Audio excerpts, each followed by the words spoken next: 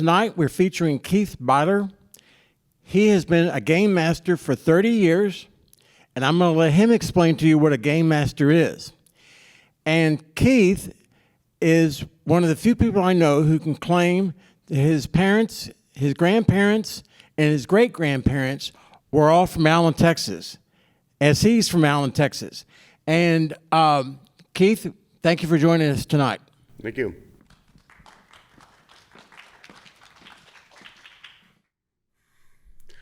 Evening all. Again, my name is Keith Byler, and I've been playing games my whole life. And I'm here tonight in hopes of showing you that games can be much more than what most of you think. And when you hear games, you're more than likely thinking of video games, computer games, consoles, PlayStation, things like that. But that's not the type of game I'm talking about. I'm here tonight to talk about what I think is the greatest hobby ever created. And it all takes place in your imagination. The sharpest movie screen and the clearest surround sound the universe has ever created. The game I'm talking about is what is known as role-playing games. And when I say role-playing games, you might be thinking of Dungeons and Dragons. I'm pretty sure that almost anyone under the age of 50 has heard of Dungeons and Dragons, or it's D&D for short. Or you might know somebody who plays, children, grandchildren, friends, people at work. Or you may have heard of Dungeons and Dragons by watching Stranger Things on Netflix. Or you may never have heard of Dungeons and Dragons. Or if you have, you might think it's just a bunch of people who like to dress up and pretend that they're elves and dwarves and talk in funny accents. But that's why I'm here tonight. One, to try to give you all an idea of what is a role-playing game and what it means to play. And two, to try to explain that I believe that games are transformative in ways that most of us doesn't consider or have ever thought about. See, I think games, especially role-playing games, have something for everyone, no matter who you are, how old you are, or where you've been. That's why I'm going to try to explain why role-playing games have this unique property of uniting friends and families, bringing them closer in ways that occur nowhere else, and to no one else, but to those sitting around the table and taking part in a shared experience. It's a common story. And who here doesn't like a good story?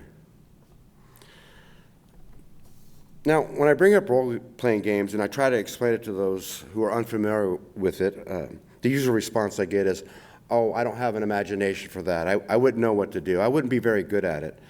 And let me say in a nice way, I don't believe you. We're all born with an imagination. You can give any child a fire truck, a doll, a box of crayons, and that child will turn those things into something more than just plastic, cloth, or wax. I mean, we are born with this imagination, and like I said, I say that to people that I don't believe you is because it doesn't mean you might not be good at it at first, but it doesn't mean you can't get better at it. I, for one, when I was a baby, I crawled until I could stand, and then from there I learned to walk and then run. And it's the same thing with your imagination. And I say this because we are born with an imagination. It's hardwired into our brains. It's in our DNA. We think beyond the present. We literally dream about tomorrow. We can imagine and go places that our bodies physically can't. Now, because of this imagination, there's two things that are uniquely human. That's games and stories. Now, one of the oldest known games found so far is a game board made of stone that was found in the Qumran Valley in Oman in 1922. And archaeologists believe it's similar to what we know as backgammon today, but they're not really sure how it's played. They haven't found the rules yet. But records indicate that games can go even farther back, as far back as 5,000 years ago. They found a series of painted stones, and they believe that they are the first known game pieces found so far. Another example is a game known as descendent, which is found all throughout Egypt, and they date as far back as 3000 BCE.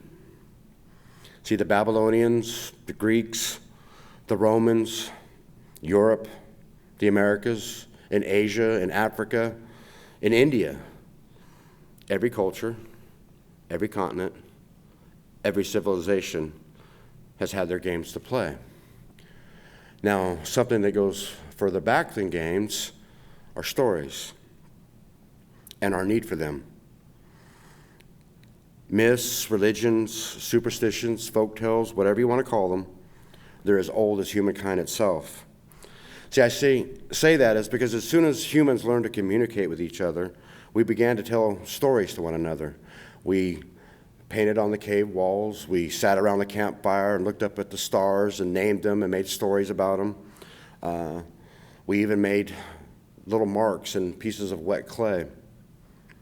See, history tells us that humans, we love our stories. But as far as I know, there's nothing found or even close to what we know as role-playing games. And see, role-playing games is a game where you're both listener, player, and storyteller. And there lies the difference, that blurring of two ancient pastimes in all of humanity as we know, what we know today as role-playing games. So here's a little bit of my story, and I hope you all will bear with me. I think it bears relevance to the point I'm trying to make tonight. When I was in the third grade, I couldn't read, and I mean that literally. I couldn't read The Fat Cat in the Hat, and the only reason I could get through that was because I had memorized the words to the pictures in the book. But bless my mom, she took matters into her own hand, and despite what the teachers in the school were telling her, she went outside and found a tutor for me. And to this day, I mean, I want to give a shout out to Miss Karen Strauss. That woman literally was a miracle worker for me, because by the time I was in 5th grade, I think, I was actually starting to read novels. I think the first book I can remember reading was Kidnapped by Robert Louis Stevenson. But because of my mom and Miss Karen Strauss, I learned that in books, I could go anywhere. I could learn about anything. And that sparked my imagination. And I haven't stopped reading or imagining since. Now, around the age of 10, 11, maybe 12, my father came home with this box, a game. And it had this really cool picture on it. It had this big old dragon, and he was fighting with these guys dressed up in armor, and some of them have like wizard robes on. And it was really cool looking, but it had an even cooler sounding name, and that was Dungeons and Dragons by TSR Games. Now, I opened up the box, and inside were these just 2 booklets and a bunch of sheets, little punch-out sheets with all these numbers printed on them. See, I didn't know it at the time, but this game, this whole concept was so new, they didn't even make dice for the game yet. See, the idea was that you would take these little numbered squares and put them in a cup or a bag and randomly pull out the number, and that was their answer back then to rolling the dice. But I'm looking at this box, and there's nothing else in the box. And I'm thinking to myself, this is a game? I mean, where's the plastic pieces? Where's the 6-sided dice? Where's all the cards? And where's the little spinny thing that never really works? But I was curious. So I looked through the first book, and right at the very beginning, it told me that I shouldn't read this book if I wanted to play the adventure. Okay. So I put it back in the box, and I pulled out the second book, and it was the rules, and it said that I had to read this if I wanted to run the game as a dungeon master. So I read it and had not a clue as to what it meant. I'm thinking to myself, what's a dungeon master? What's a party? What's a character? I tried to understand the rules, but I had nothing to compare it to. It wasn't Monopoly, it wasn't Sorry, and it sure as heck wasn't Chutes and Ladders. But there was a section in the rule book at the very beginning that said something along the lines, this is a game where you and a group of friends can go on adventures, fight fantastical creatures, explore hidden dungeons, and it all takes place in your imagination. And that sounded really cool to me.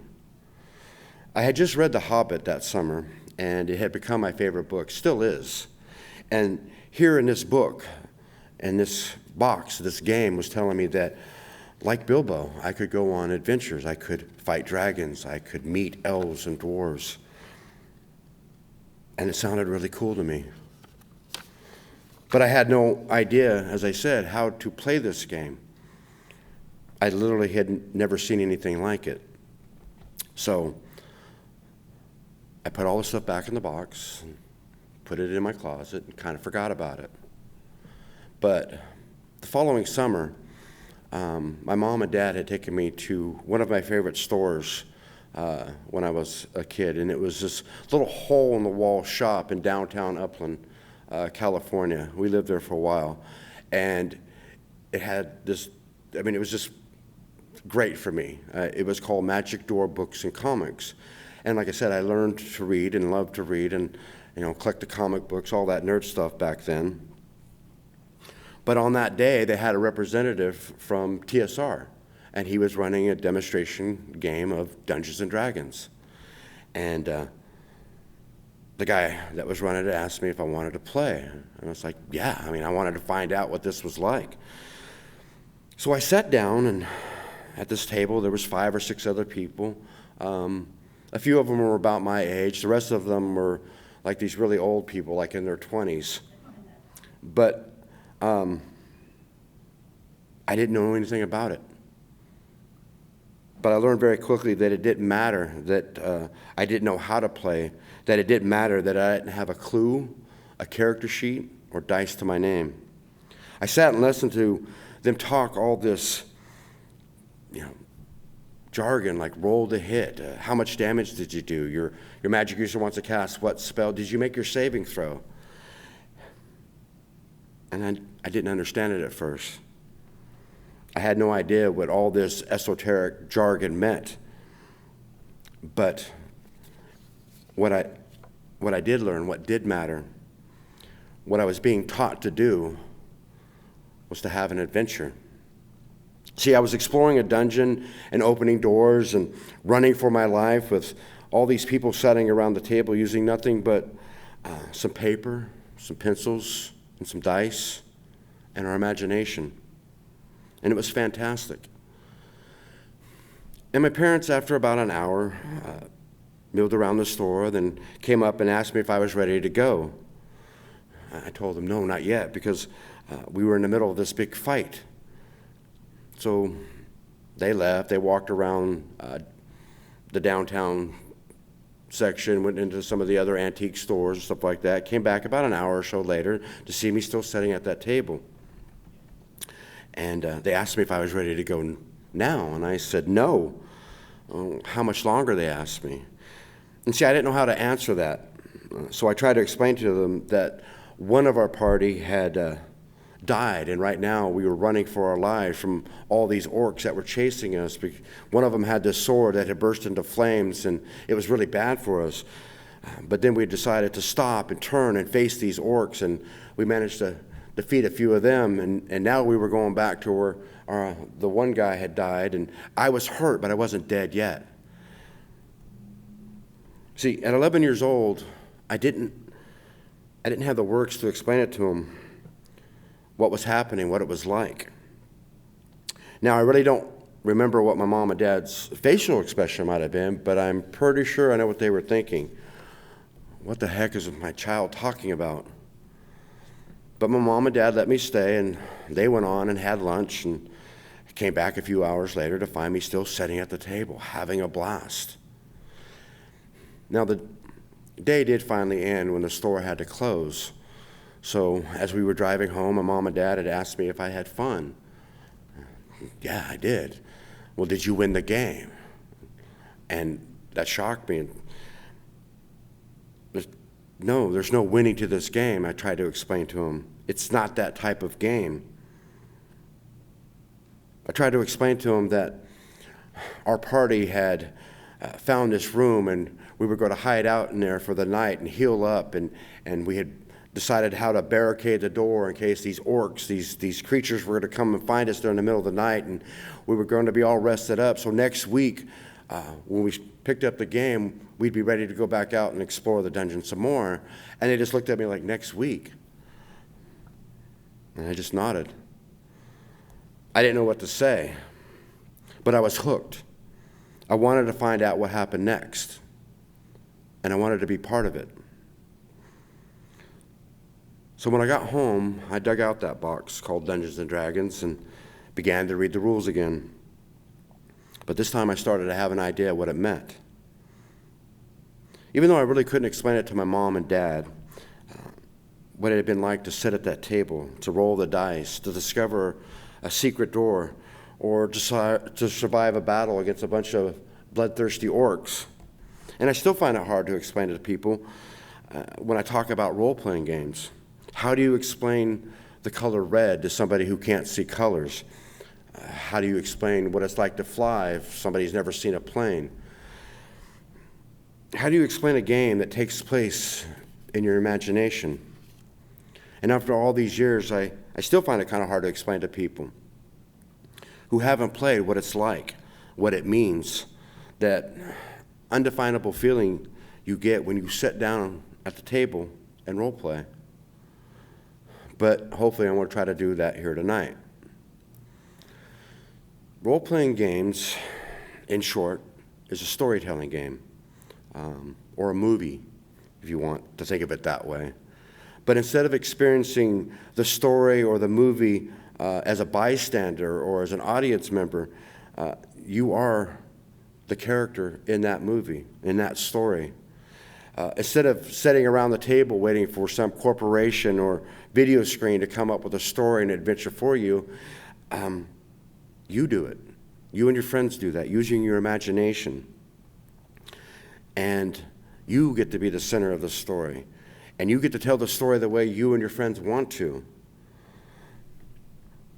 Now, one of the things I want to touch upon is that besides exercising your imagination, there's all these little side benefits to playing a role-playing game. When you play role-playing games, you'll learn life skills. And you might be asking yourself, how can role-playing games teach me life skills? What do you even mean by life skills? Well, for one, you'll learn social skills. You'll learn how to interact with others, to communicate with them. And what most players find is that it's oftentimes easier to do that when you're sitting at the table playing a game than it is in real life. I mean, I know it sounds weird to y'all, but people find it easier to speak in a game because it's not them that's talking or making plans or standing up to the villain. It's the character that's doing it. Some of the most bashful and shyest people I know will, after a while, find a voice by playing the game. And one of the first things I tell new players at my table is, I understand you might feel awkward or comfortable or shy or afraid you might appear foolish. And that's normal. I mean, we all felt that way when we first started playing. The difference is that around the table, no one's going to make fun of you. No one's going to think anything other than, let's have fun. We're all there to have fun. We're there to do the same thing. Now, the other thing I always try to bring out to people is when I say, have you ever seen a movie where the character up on the screen is this larger than life and really cool and just knows all the right things to say, but you read or see an interview with that actor who played that character, and they talk about how as a child they were shy or felt awkward, maybe even still do. But when you see them up on the screen, they're completely different. Well, it's because it's not them that's up on the screen. It's not them in the story. It's the character they're playing. And the same thing happens in role-playing games. And over time, you'll find that confidence, that ability to speak in situations you might find uncomfortable, kind of like what I'm doing right now. See, I kind of lean towards being shy and feeling awkward in situations like this, but all these years of being a game master, I found that ability to do things like this. I tell myself right now that while I'm up here, it's no different than me running a game. Now, another benefit from role-playing games, another life skill, if you will, is you might discover an interest in reading. See, by the very act of role-playing, you're using your imagination, and that's the key.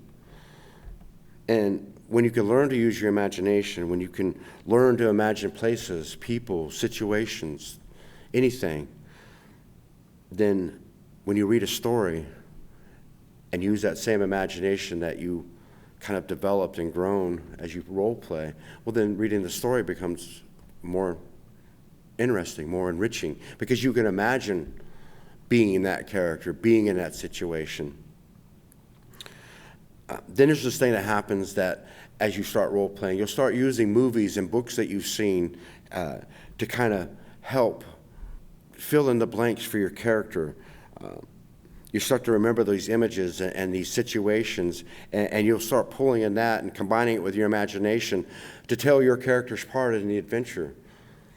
And then when other people around the table are using their imagination and you all start playing off each other, well, that's when the game becomes something more than just a game. Now, along with reading, some of my players begin to keep journals or write short stories about their characters, their adventures. See, they find it easier to do that kind of writing because they know what their characters are like, their story, their motivations. And for me, this is one of the big things about role-playing games, writing. See, I think writing is a life skill that we all need to use and learn to develop.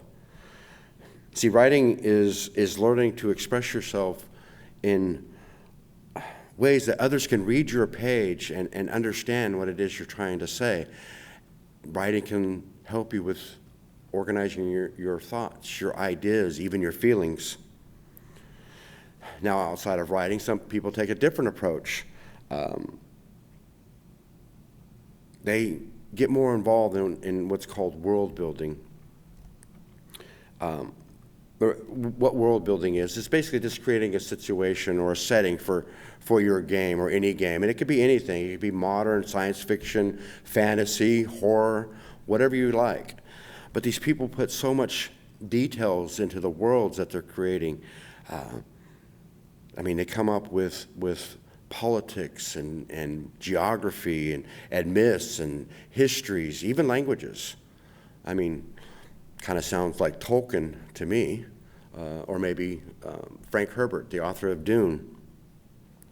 Now, along with creating these worlds, there's some people who really enjoy making maps of these made-up places, these made-up worlds, and they become incredibly skilled, cartographers, map makers. To be honest with you, I can't really point to somebody who played role-playing games when they were a kid and went on to become a world-famous cartographer, but that's not the point. The point being is it's just another form of artistic expression, another form of being creative, and it's kind of what this game's about.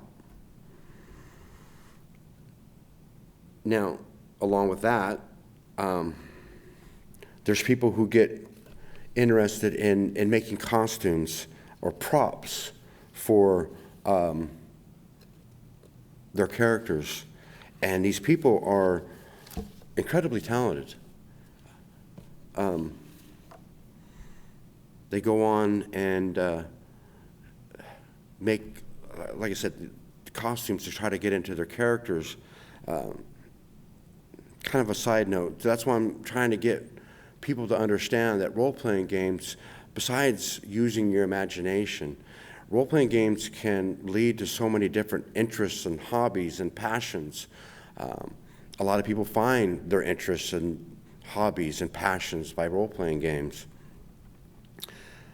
Going back to the costume, these people, they put so much detail and so much care into their costumes, and they sometimes go on to become actual fashion designers or designers or prop makers for movie studios or television shows. Or they just make costumes because they find it enjoyable. It's a form of expression for them. See, right now it's October, and we're only a few days away from a night where you can officially pretend to be someone else, where people will dress up in outfits and costumes to be the hero, to be the mad man with a scary axe, or the beautiful princess who wears glass slippers.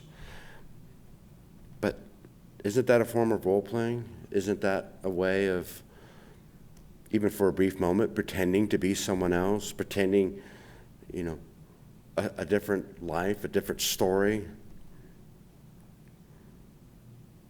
Now, one of the other things by role-playing games is, by the very nature of role-playing games, your math skills will improve. That's why I'm a big proponent to get your children involved in role-playing games, because, like I said, it'll increase reading, comprehension, math skills. Because at first you're rolling all these dice and none of it makes sense. You don't know what you're doing. You're adding all these numbers, but after a while you start to understand what it means, and you'll start adding, whatever modifiers you need and come up with the totals faster than you used to.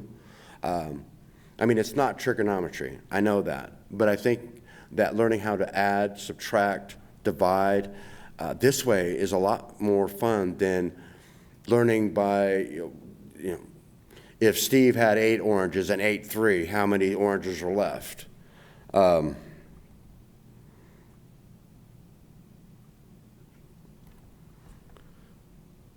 Now, besides the math and the reading and the costumes, there's people who get really interested in making terrain or painting the figures for the game. Think of your most ardent model train enthusiast and all the care and detail that they put into they're making their display. There's a lot of gamers out there who are right there with them. And when it comes to painting the figures, there's people out there that's like incredibly talented. And it's just another form of art as far as I'm concerned. I'm envious of those who can paint these figures so well. I can't paint my way out of a wet paper bag, but that's not the point. The point is, it's just another form of a hobby that I really enjoy. And adding the game, adding terrain and characters painted up to the game, it's not needed, but it kind of takes the game up to another level. It's sort of like icing on the cake, if you will. Now for me, and for a lot of people out there, it's the storytelling that they enjoy. Later on, when I grew up, I took courses in creative writing and learned a lot of things that I already knew. I just didn't know I knew them. I had learned them by playing role-playing games. For example, I learned by role-playing games the skill of immersion. When I'm hosting an adventure for a group of players, I try to hit upon keywords and images to try to put everyone there on the same page and let their imagination fill in the rest. I try to use what my teacher later taught me was, when describing a place or a scene, to use the 5 senses. Use sight, sound, taste, texture, smells, colors, whatever it needs to kind of set the scene. I also learned through role-playing games what my creative writer teacher stressed upon me and the rest of the class on the very first day of class was to Show your readers, don't tell them. And it's the same thing in role-playing games. See, I learned all this even though I didn't know I was learning it. All I knew is that all those years that I was role-playing, I had a hell of a lot of fun doing it.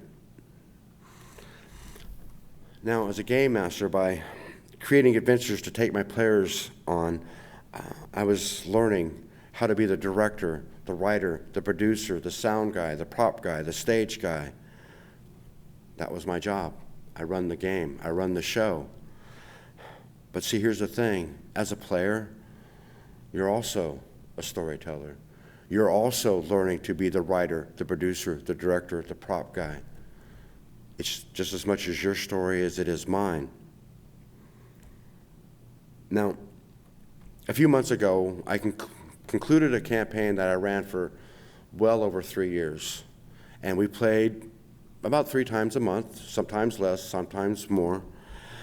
But what I really enjoyed was these group of players who really didn't have any idea what it meant. Well, they learned through time and went on to become some really outstanding role players. During their course of their adventures and their campaign, they decided to call their group the Crimson Swords. And I watched as my players explored the characters and the world that those characters inhabited, and watched as their characters took on a life of their own, adding their own oftentimes unique and incredibly engaging stories to the overall campaign. Now, during this time also, there were times when some of my players lost their characters. They died. And I think at first they were surprised that the loss of their character affected them deeply. It affected them more than they thought it would. It was more than just scribbled notes on a piece of paper. And those were some sad times for my players around the table. Not many, but they were. There were other players who their characters went on and married and had children. Now, they even founded a town, and they called it Sword Falls. And it all started from a little place that was called Mother's Rest, which was an orphanage for children left behind after this civil war took place, that the party had went and helped liberate the town from the evil overlord and all the minions. But they wanted to find a place for these children, so they created this place. And slowly, a town began to build up around it. And as it did, my players started to come up with ideas of how to make money, how to grow an economy, how to feed this growing town. And I would get texts and questions out of the blue asking about this and that. We had entire game sessions that would last 3 or 4 hours with them just working out the details among themselves. They were trying to figure out streets and houses and how to make an economy, future planning even. I mean, they become city council members. And the greatest part of all this, the reason I'm telling you all this, is because as a game master, it wasn't me that was doing this. It was them. They wanted this. They wanted to tell the story of Sword Falls. They planned and talked and worked out all these little nuances of a town of pure imagination. And while they were doing it, they were learning life skills. They were learning all these things that I've kind of hit upon tonight. See, that's why I say games can teach us to work with others, to plan together, to think ahead, to think outside the box. We can learn to come up with ideas and problem-solving skills and watch as they develop, watch as they play out for good or for ill, and do it in safety without any real-life consequences. And see, all these things I'm talking about are byproducts of playing games, not the purpose. See, you just start to develop these skills without thinking. And these are things that we should learn to use every day. And that is why when I say that role-playing games can be much more and so undefinable, it's because it isn't anything anybody can really understand unless you were there sharing those stories and sharing in those adventures. It couldn't have happened anywhere else, and it couldn't have happened to anyone else but the players sitting at the table. All these things that I'm mentioning are just branches of a tree. The real root, the real foundation is the camaraderie, the connections, the fun and excitement you will find when you sit down and invite your friends over to sit down and play a role-playing game. See all those characters, all those adventures, all those made-up people and places that they met along the way, that made-up town of Sword Falls, all of it. It can never be recreated again. It can never be retold. But those memories of those adventures and those places is what will unite those friends and those players. It was a shared experience, a shared memory. It was their story. It was their adventure. And I think we all could use a good adventure now and again. I think it's become all too easy to get caught up in trends and social media and forget what it means to gather as a group, to interact with each other without a corporation or a phone between us. I challenge you all, the next time you guys go out to a restaurant, you've taken the time to get dressed and willing to go out and spend money on a meal, look around you. Look around at all the other people sitting in the restaurant who did the same thing that you did. And look at how many are engaged in their phone instead of the person across the table from them. See, I'm not a Luddite. I'm not anti-technology. But like anything else, if we allowed it to consume all of our attention and all of our time, it becomes just as destructive as any other drug out there, just as addictive. See, I think we're losing our ability to tell each other stories, our stories. Now, I'm certainly not proposing that by playing role-playing games you can change a society and all its cultural norms. But what I am saying is that you can change how you interact with your friends and family. You can learn to become more engaged, more attentive, learn to listen to each other. But most important of all, you can learn to talk to one another. That's why I love teaching people how to play. I love running games to see people grow, and that's why I'm here tonight in hopes of sharing with you all a hobby I want to see expand. Like I said, I want people to play and build confidences in themselves and the others around the table. I want them to learn to talk with one another, to deepen friendships or even make new ones. And I want them to have a great time doing it. So I want to end tonight by asking a very simple question.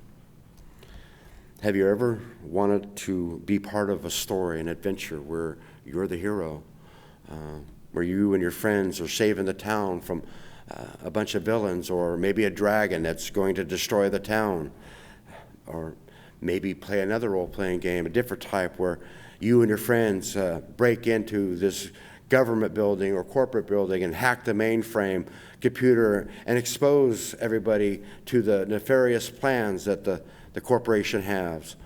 Or maybe you might want to explore what it might be like to fly a spaceship through the heavens of some distant galaxy. And do all this while you're sharing fun, laughter, excitement with your friends.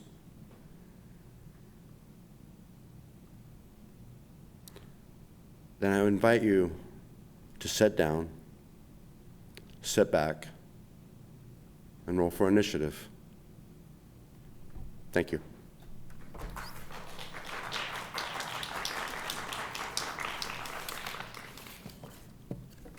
You want to take us on a brief tour of some of the games and show the virtual audience and the in-person audience the significance of some of the props on the table here. You want to take us on a brief game and tell us the significance of the props. So I brought a few things. This is the newest version of what I was talking about. It's called a starter set now for D&D. Several game companies, like this is a different type of role-playing game. It's still fantasy, but it's made by a different person, a different company. But there's several, these are fantasy. This is set in the Alien universe, science fiction from the movies. This is another science fiction. The reason I'm bringing these out is because from when I learned to play role-playing games, well, they got a lot better explaining it. And these type of boxes will teach you to play the game and to run the game. Now, when I was talking about props and stuff like that, like I said, they're not needed. They're just kind of fun to add to the game. Helps get people into the mindset, helps picture the situation a little bit better. And the rest of it is pretty much just ambiance. I mean, really, kind of help set the mood, set the stage. But games are a lot more accessible than when I was growing up. When I first learned to play games, this was back in the 80s, and well, people who played role-playing games, well, you were weird or you were different or you might be part of a cult because, again, like I said, this whole concept was so new that people didn't know what to do with it. And it was, like I said, it was really hard to explain to people that it's just a storytelling game. It's another form of playing telephone, sort of like I describe what's going on as the dungeon master or as the game master, and you get to interact with what I'm telling you as a player. And the differences between a video game or a console game is that you have agency. You get to decide what your character wants to do. You don't have to follow any rules. Some of the best games I've ever ran was when my players did something that was totally unexpected. And I had to come up and tell the story on the fly. And we started playing off each other. And they became some really incredible stories. And as epic as any movie out there. And that's when I say that when you're playing the game, it can never be retold. It can never be really shared with anybody unless they were there at the table, because it's all in your imagination and you're playing off each other. That's why I think that, like I said, role-playing games can teach so much to people, is because that common story is what unites you, and you start enjoying each other's company, and you start playing and making friends and having a lot of fun. And I mean, like I said, that's the reason I'm here tonight. It's a hobby that I really want to see grow. I'd like to see more young people and families sit down and play the game, and at the same time, get comfortable with each other. Put the phones away, put the laptop away, put the TV off, talk to each other, share stories, make up stories, expand your mind, use your imagination, because we're all born with that, and we're letting it slowly fade away. I have a few questions. How many people can play or is needed to play a game? You can play a game with as little as 2 people, one who runs the game and a player. And is the most I've ever ran at one time, which gets a little kind of difficult to do, is 9 players. So me and 9 other people sitting around a table playing this game, telling stories for hours on end. The average, most games will tell you that the optimum is a game master or a dungeon master and about 4 to 5 players. That's the optimum, especially if you're learning the game. Keep your game down to about 3 or 4, because as a game master, you are running the whole show. When people ask you questions, you have to answer. You have to come up with a story. If they want to go, well, the adventure was set to go down this path, but they want to go to the mountain that's way over there, well, you can't just say, oh, no, you can't do that. because that would be like some actor out of a movie stepping out of the screen saying, okay, now I know I'm not the character. That would break the immersion. That would break the story. So for new game masters, I would, like I said, suggest about 3 or 4 people at the most.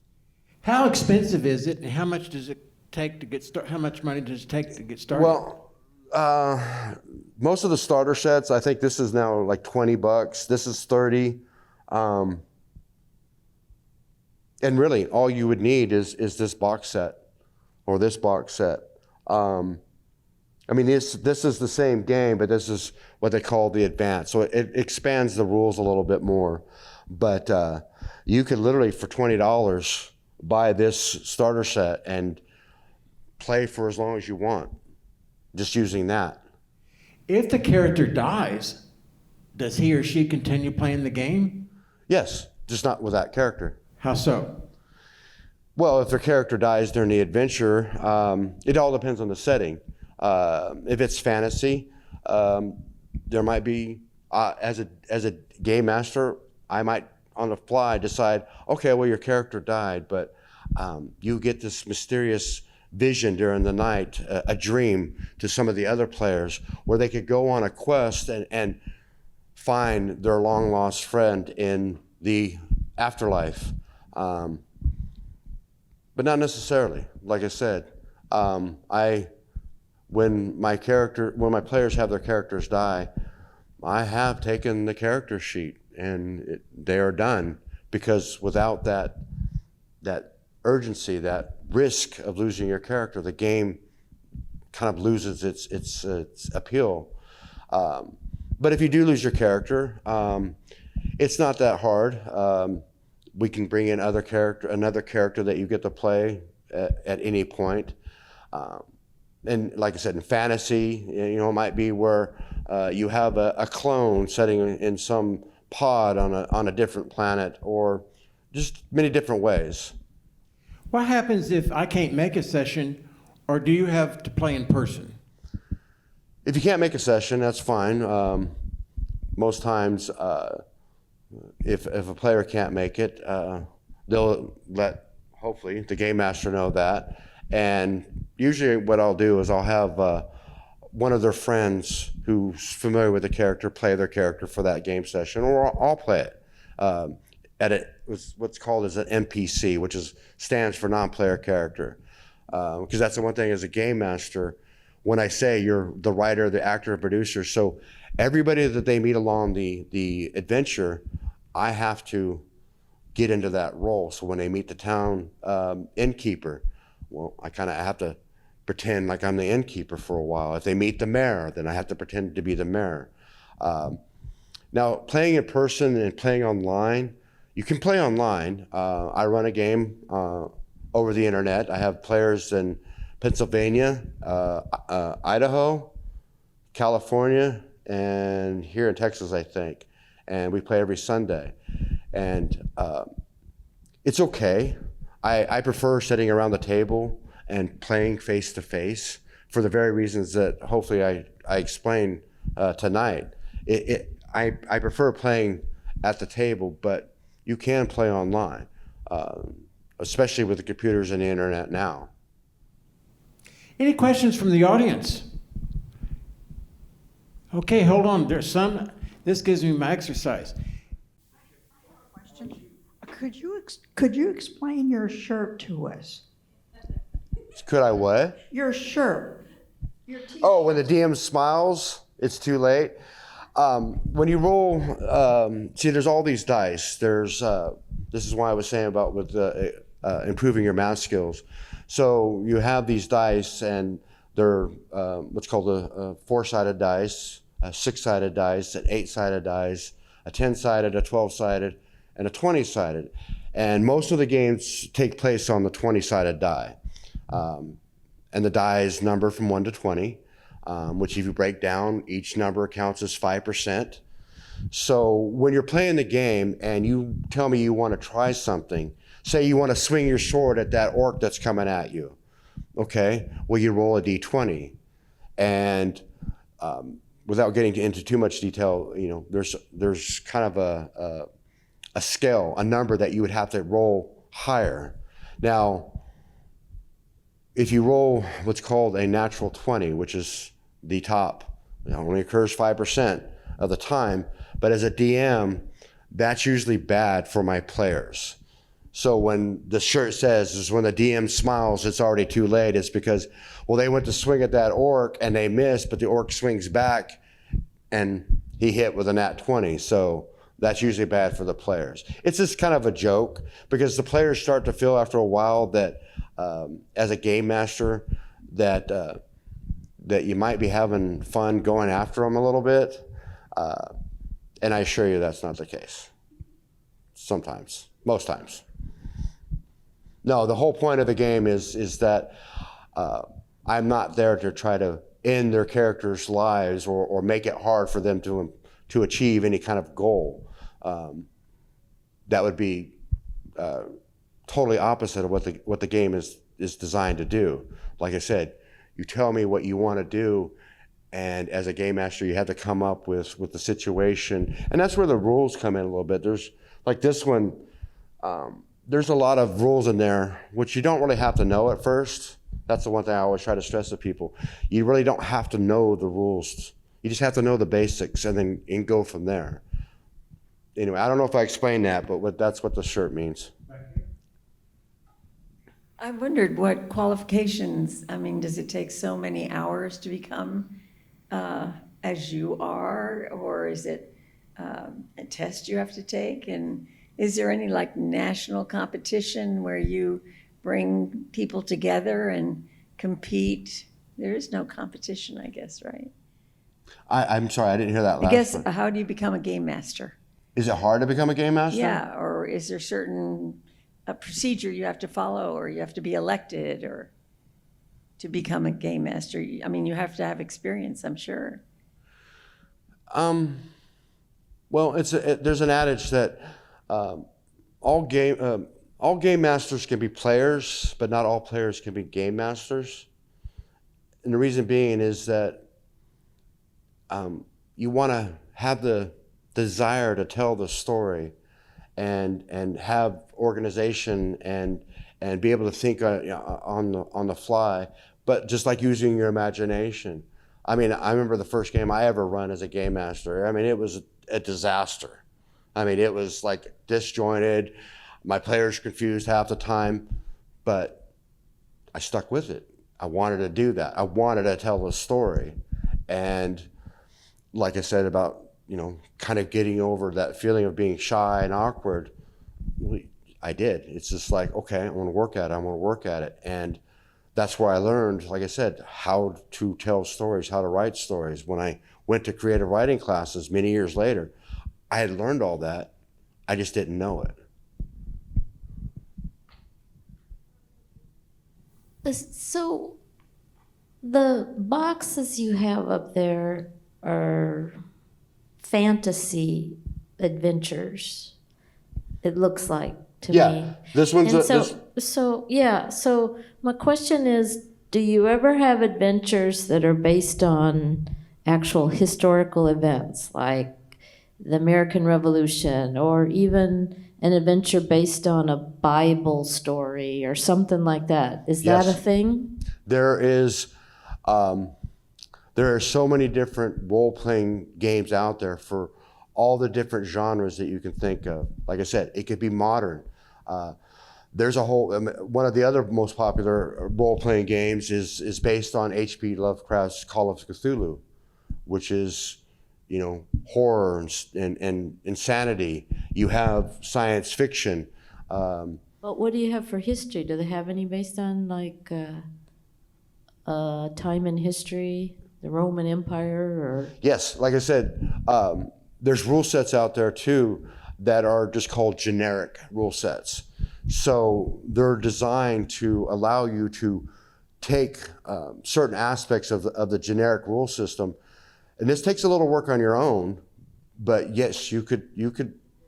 I mean, if you want to play 1870s in the Old West, there's a role-playing game for that. If you want to play during Napoleonic times, you can do that. If you want to play, during Greek mythology, there, like I said, that's the whole, whatever you can think of, your imagination. I'm about 98% sure that there's a rule system out there that would allow you to role play whatever situation you would like. Right, and then when you said you prefer in person, sitting around a table, so are you on paper or a computer? What do you have around Sitting at the table? Yeah. Well, I mean, normally I would stand here.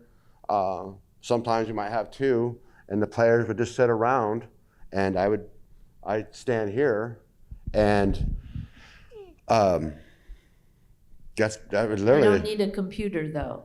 No, you don't. No. The whole point is, I didn't bring any dice because they're kind of small and would be hard to show, but you literally just sit there with your character sheet, which is a piece of paper, and it has all these stats on it, and that's it. Everything else is you roll the dice, you look at your character sheet, and everything else is in your mind. Yeah, and can you play a game in one night then, like with your family? Yeah, I offer. I've run a couple times what I call a one shot. So when people hire me as a game master to come, show them a role playing game, I what's called a one shot. So the entire adventure would take place in about 4 to 6 hours, and I run those kind of games to, try to get people to understand and get used to the rules, and I show them all this other stuff. There's other times where I've helped people who wanted to be a game master and just sit there and let them run the game, but if they have questions or anything like that, I'd be right there to answer them, stuff like that. But yeah, you can play, as little as a couple hours a week, or like if you're going to play with your family at night. Yeah. What is the Crimson Cartel? that's the name of my little business, I guess you would call it, stuff like that. But I named it off of my group of players, which was the Crimson Swords. So I thought it was a little play on their, because I like their idea of calling themselves the Crimson Swords. So when it's just the Crimson Cartel, I thought it was kind of cool to come up with. That's good. Thank you. Thank you. Thank you.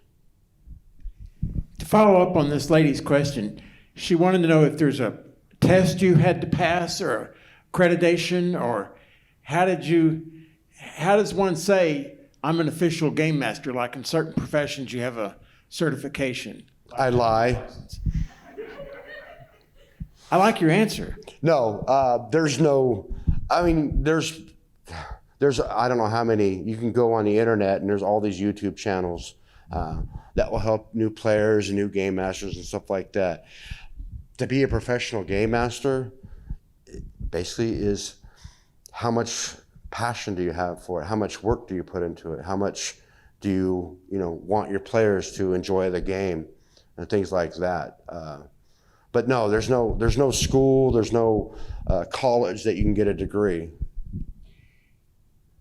Have you ever had a conflict between two players, and how did you resolve it? Yes, because that was the one thing too, which what I try to tell players is that, and it's hard for people to understand that, because when I say the players' characters take on a life of their own, it's just like if you've ever been a writer and stuff like that, and you start writing your story, and you have this idea of the main character, and as you play as you write out the story, the character literally starts coming up, and it's like, okay, well, I know I wanted the character to do this, and as you're writing it, the character goes, hell no, I'm not doing that. That's not what I want.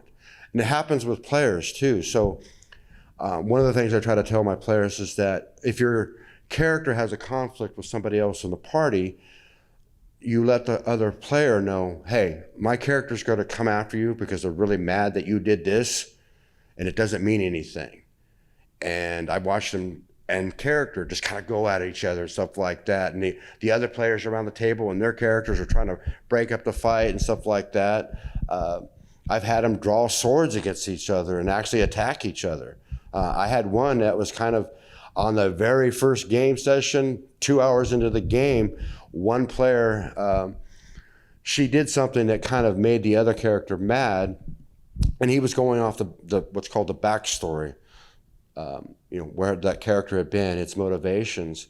So as they were going through this adventure, he was so mad that he waited until they got into this situation and they were fighting this creature, and he did nothing. And he let that one character and another character try to deal with this creature. It was a manicore, which is mythical, but and they fought it and killed it and all that stuff. And as soon as they were done with that, he got up and took his sword and killed her. But not all the way. He took her down. She was unconscious. She was a spellcaster, so he took her book, burned it, and walked away. And it was like, well, that was a brief hour and a half of that character because that character was done. But he played his character. He played his motivation. And it was wonderful for me. I mean, because when he did that, when he told me that, I was like, well, this is interesting. So he rolled up another character, and I introduced it into the adventure and stuff like that. But yeah, I mean, you can have players who their character-wise can go after each other. And I've had players who get upset with each other. And as a game master, I mean, you're in control. I mean, everybody might be the writer and the director and all that stuff, but you're like the studio, the executive producer. It's like, no, you cut it off. You control the game. You control the table. You make sure that your players have respect for each other. I remember one time I was a teenager and I had an opportunity to meet a villain on Hollywood movies. I mean, a guy who killed people and so forth. And when I met him in person, he was just as kind and gracious as could be. Right. And I remember feeling fright that he might, hurt me or something. And my father tried to explain to me, well, that's the parts he played, but he knows how to control his character once he gets out of character. Right. Can you elaborate on that? Yeah, that's the thing. Like I said, that's the whole purpose of playing role-playing games. You get to kind of feel what it's like to be the snarky, wisecracking sidekick kind of person, or the really, if you want to play Neo from Matrix and stuff like that. I mean, you get to play that. I mean, that's the point of it. You get to play a character and be the character and tell the character's story kind of vicariously, and you're using your imagination. Like I said, all these props are fun, but the point is that you're still using your imagination, and that's the biggest thing for me. That's what I want people to do, and learning to talk with each other, and that's why I prefer playing at the table where everybody's looking at each other, because playing online can get kind of distracting for some people. Because you're not looking at each other, you're not seeing the facial expression, and it makes it harder for me as a DM.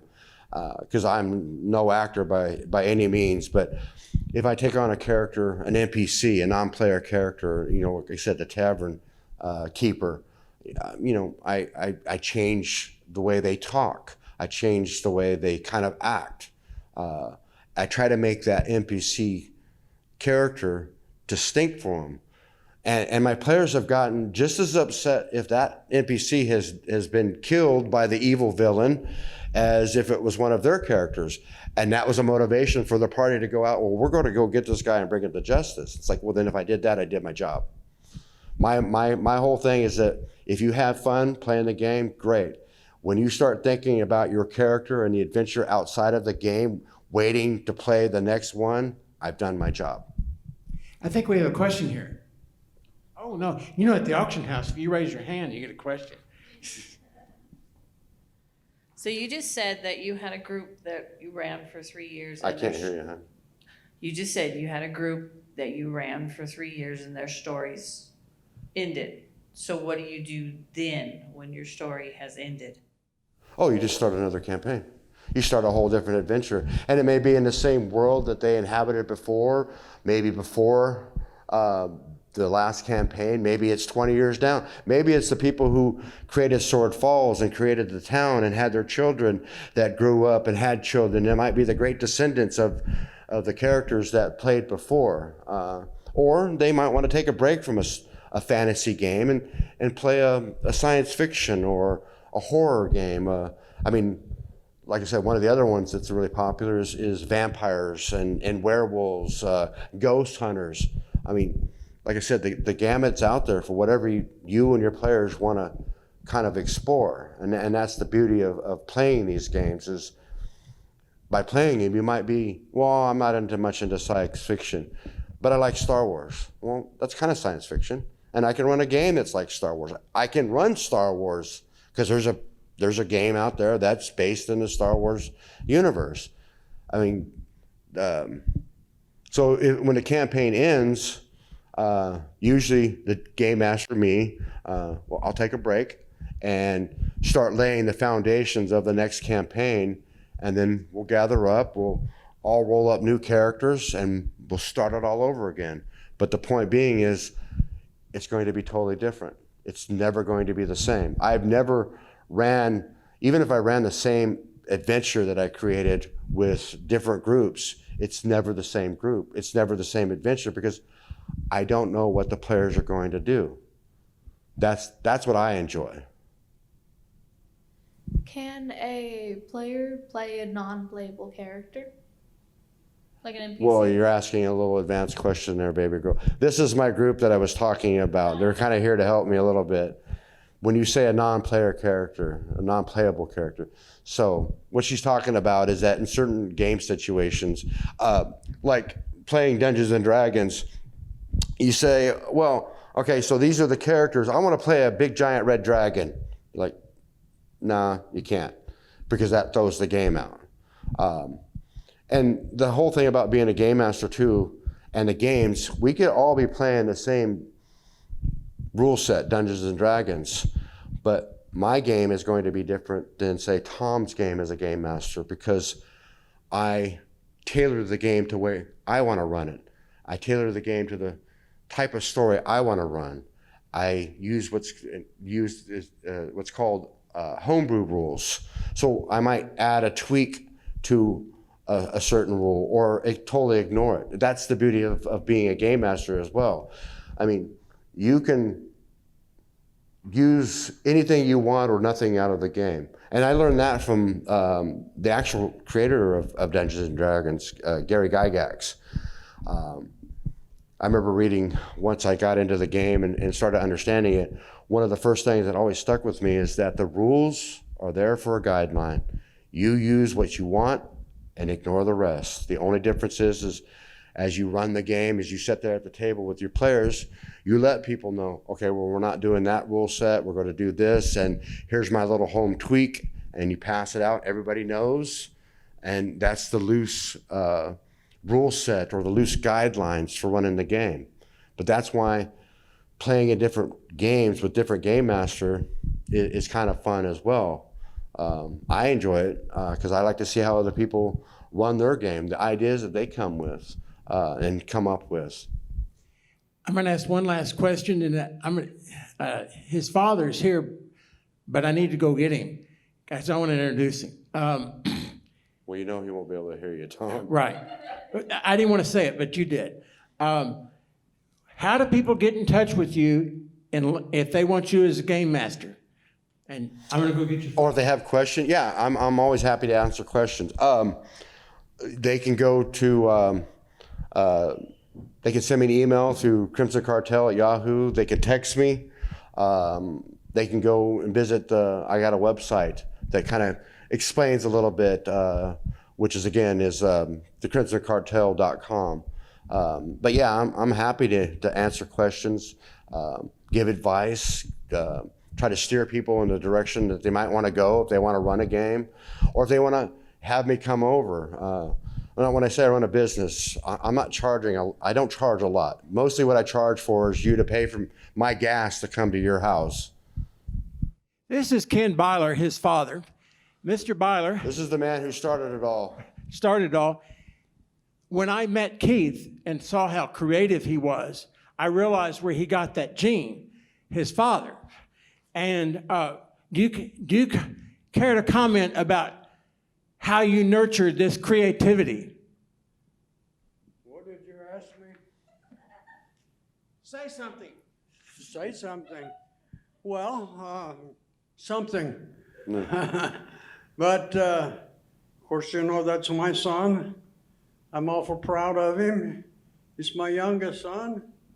I guess he got into role-playing games because he was curious.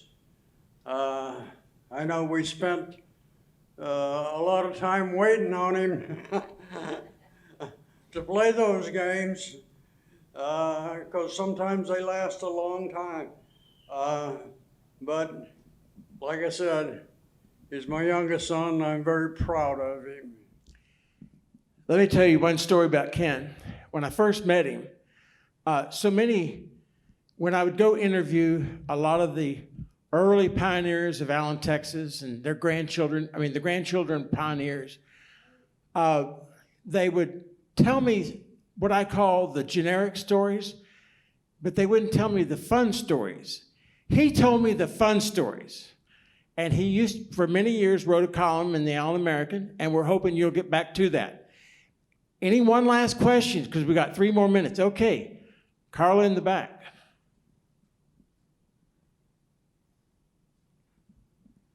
As a game master, is this your full-time job? No. Like I said, it's a hobby. Excuse me. And like I said, when I people hire me, quote unquote, most of the time it's just, I might ask for $20 to come over and run a game for 4 hours, and that's for, it's like, can you pay for my gas to drive wherever? No, it's not a full-time job. What is your full-time job? Excuse me? What is my full-time job? Well, I'm actually not working right now, but I was in construction actually. I went to school and wanted to be a creative writer and a historian. But like most people, I took the summer off to work and got into construction, and it's like making really good money. And then it's like, oh, well, I'll take a year off and go back to school after a year. And that year became 5, and 5 became 10, and 10 became 20. But the funny part is, I never stopped playing games. Even when I was going to school, and I was taking creative writing and history class at the same time. So I was always writing papers or reading books. But back then, I was younger and a lot more energetic, but I ran another group for about 2.5 years, and they wanted to play, and they did, and that was fine with me, but they would come over to my house on a Saturday, get there about 11 o'clock. We'd all walk over to the grocery store, and everyone would buy their sodas and their chips and whatever we were going to pull together to make dinner for ourselves that night. And we'd start playing around noon, and we would play until midnight or 1 o'clock, 12, 13 hours. But we were having so much fun that it didn't sound, or it didn't feel like you were playing for 12 or 13 hours. And we did that almost every weekend. So I was trying to run that game and do all that stuff and cram in my studies and all that stuff. But even after that, like I said, I got into construction. And again, in construction, when I would talk to people about role-playing games, most people are like, what's role-playing games? Or, oh, no, it's a bunch of weird people. It's like, yeah, well, I'm one of those weird people. How many games do you have going at one time? Well, right now, I'm actually, since I completed that one campaign for my group, I'm in prep right now. And one of my players has decided to take on the mantle to be a game master, and that's Amy right here. So she's decided to give her a shot and try her hand at running a game. And while she's doing that, I'm prepping and kind of coming up with the groundwork, because I'm creating a whole new world situation for my players to explore. So I'm doing a lot of prep work for that on the side and coming up with ideas, maybe where I want them to go, or ideas about, leads. And then I play on Sunday, which I actually run the game on Sunday. So I'm playing on one day of the week with one of my players, and then I'm running a game on Sundays. So two different groups. Yes. Well, kind of a mix and mix. Half of my old group is playing on Sunday as well. And the reason they wanted to, hopefully they enjoy playing the game, but it's also a lot easier when you have, because we think 3 or 4 players who'd never really played before, and having an experienced player or two with you in the game helps, because they can kind of lead by example. Because like I said, when you first start playing, you're feeling awkward, you're feeling shy, you don't know what you're doing, none of it makes sense, you don't know the rules, you think somebody's going to make fun of you and this, that, and the other thing. But that's the point. Once you get past that, now my group on Sunday, I've been running them for about a year now, and we're about 2/3 through this campaign. And when those players, my new players on the Sunday, started playing, you know, like I said, we're playing on a computer, I didn't hear a peep. They would never really talk. And now they're right in there with them. Their characters are being all mean and standing up to the bad guy. And it makes me happy, because it's like, yeah, you're learning by playing to play the character and do these things. And then when they tell me on the side during the week that, yeah, I was thinking about doing this, or I was thinking about this with my character, and or the best one was, yeah, I was surprised she did that as well. And she met her character when she did something during the game. That's when her character becomes more than just a piece of paper. She referred to her in the third person. And that makes me happy, because that means you're using your imagination.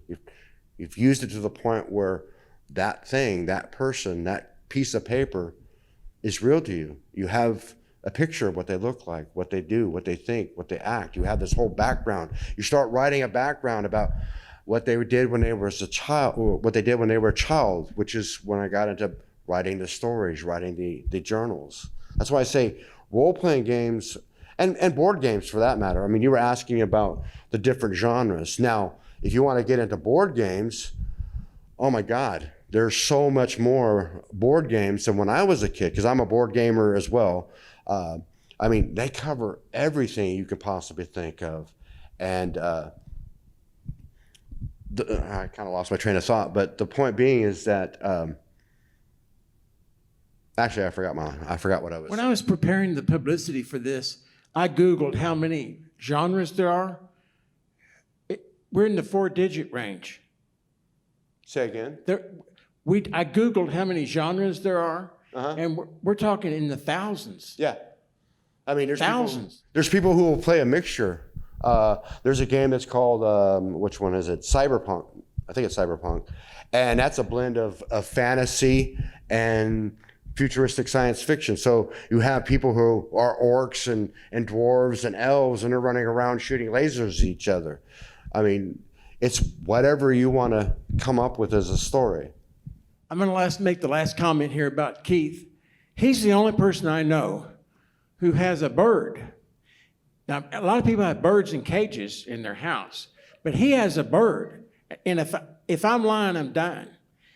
He has a bird that will literally leave in the morning, fly off to who knows where, and sometimes will be gone a day or two and comes back. And I don't mean just roost in the tree outside, comes inside the house for his dinner or her dinner. Now that's I've never seen such a thing. And sometimes that bird will be gone a week, come back, come in the house, ready for chow time. Yeah, and it's really cool, but what really upsets me is, I call him Buddy, because he just showed up in my garage one day when I was actually working on some terrain, and I thought he was hurt at first, and so I walked up to him to see, and he wasn't. He just hopped around, started hopping on my workbench. So I said, okay, I'll feed you, and actually had him to eat out of my hand. And this has been going on 3 years, and he's a dove? Yeah, he's a dove. But the one thing that really upsets me about Buddy is he hasn't asked me to role play yet. Thank you, Keith Byler. Thank you all.